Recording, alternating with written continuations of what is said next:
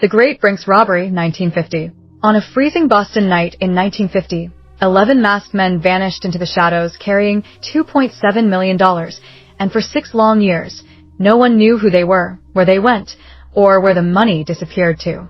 It was supposed to be the perfect crime. No alarms, no fingerprints, no witnesses.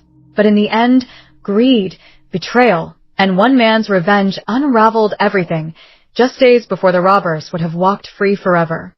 The story begins with Tony Pino, a small-time Boston crook with an ambitious idea.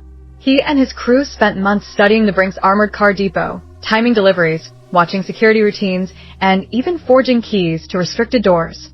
Every detail was calculated. By January 17, 1950, the plan was set. Dressed in navy pea coats, gloves, and rubber Halloween masks, the 11 men moved like ghosts through the cold Boston streets. At exactly 7:10 p.m., they slipped inside the Brinks building. Inside, employees were finishing the day's cash count when chaos erupted. The masked men tied them up, gagged them, and emptied the vault with military precision. Within 30 minutes, they were gone. Boston's biggest fortune had vanished overnight. The FBI launched one of the largest investigations in U.S. history. Hundreds of suspects were questioned, thousands of leads pursued, and every inch of the Brinks building examined. But there was nothing. For 6 years, the gang lived carefully, spending little, staying quiet, and keeping their secret airtight. Then came the betrayal. Joseph Specs O'Keefe, one of the robbers, was arrested on unrelated charges and felt abandoned by his partners. Furious and desperate, he struck a deal with the FBI, exposing everything: the names, the plan, the hideouts. With O'Keefe's confession, the FBI finally had its break. But the clock was ticking. The statute of limitations was just 5 days away.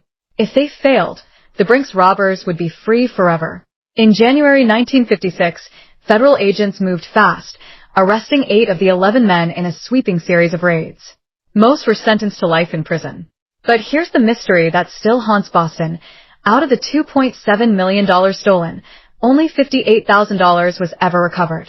The rest, nearly $30 million in today's value, simply disappeared. Was it spent, hidden, buried somewhere beneath the city? No one knows.